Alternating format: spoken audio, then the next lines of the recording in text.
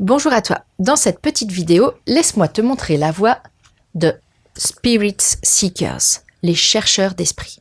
Mononogatari en VO, l'histoire des choses. Et tu sais quoi? Il y en a un, là, d'esprit, dans ma théière.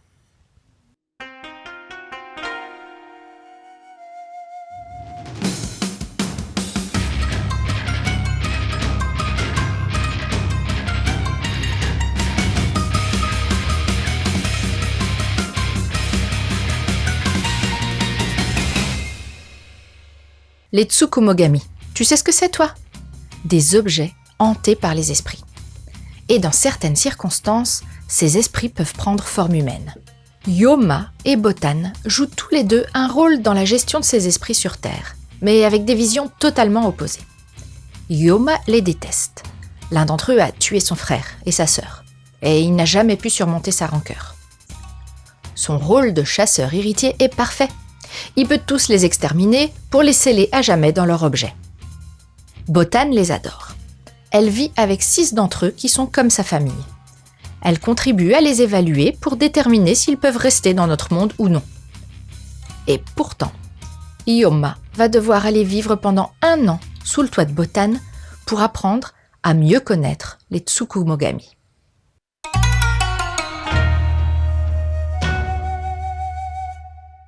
Le trait du mangaka sur ce titre est typique du genre shonen. Les décors sont peu présents, les expressions des persos sont souvent exagérées et passent même parfois à la caricature. Certains persos ont des coiffures improbables mais qui permettent de bien les identifier. Je n'en ai confondu aucun, ce que j'apprécie toujours. Il y a pas mal de scènes d'action, renforcées par masse de lignes dynamiques et de traits de mouvement. Le travail des nuances, des contrastes, des textures est correct. Même si la qualité des détails est inégale d'une case à l'autre, l'ensemble est soigné et agréable et j'ai bien apprécié le dessin de ce premier volume. Le Nemu est sobre. Onigunsu utilise les coupes de biais et les sorties de cases avec parcimonie. Sa mise en case est bien structurée, avec plutôt des grandes cases, généralement 3 à 5 par page. La lecture est fluide et agréable. Il y a peu de plans larges, les cadrages sont plutôt centrés sur les personnages et il y a beaucoup de plongées ou de contre-plongées. Ce parti pris nous immerge au milieu des protagonistes et de l'action de manière efficace. Ce titre est publié chez Pika. J'ai bien accroché à la jaquette tout en ton froid et doux avec une touche de doré. Le dessin est le même que sur la jaquette japonaise, mais le choix des couleurs est différent, va savoir pourquoi. On y découvre nos 2 persos principaux, qui ont la classe je trouve, et les ornements et petits objets évoquent les motifs japonais anciens. Ouais, je t'ai pas dit, mais les Tsukumogami hantent des objets traditionnels. Théières, ombrelles, pièces de monnaie, pas les trucs modernes. Alors, même si l'histoire se situe dans le Japon contemporain, l'univers met l'accent sur le côté folklore. Ce joli travail de motifs se retrouve sur les rabats intérieurs. Rien de particulier à souligner sur le reste de l'édition, si ce n'est la première page glacée couleur.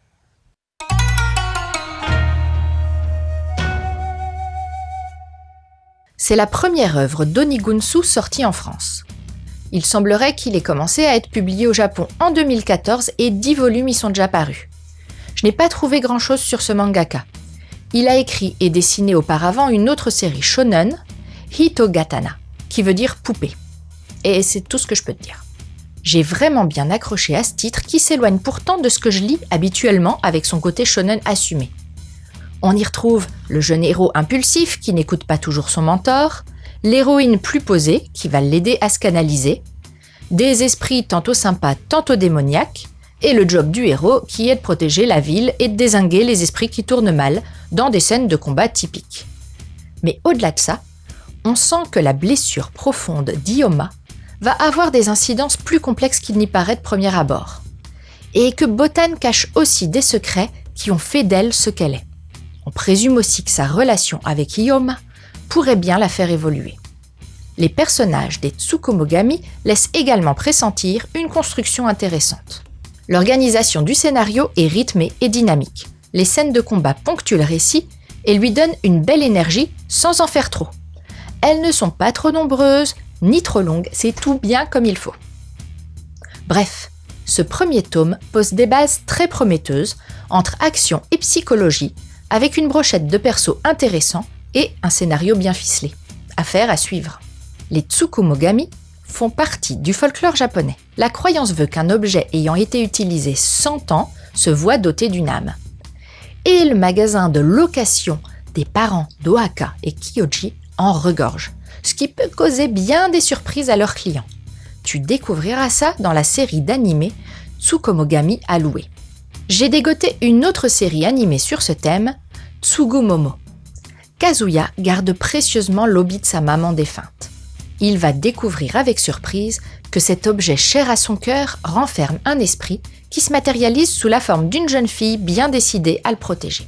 Et enfin, je te propose Le Pacte des Yokai, un titre manga à propos d'un autre type d'esprit bien connu au Japon.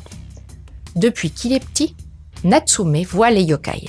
Mais ces derniers temps, ceux-ci ont l'air d'en avoir après lui et de lui être hostiles, à part l'un d'entre eux qui prend la forme d'un chat et va entamer la conversation avec Natsume. Et voilà, c'était Edaria, j'espère que cette chronique t'aura plu et donné envie de lire Spirit Seekers. N'oublie pas, continue de suivre la voie du manga.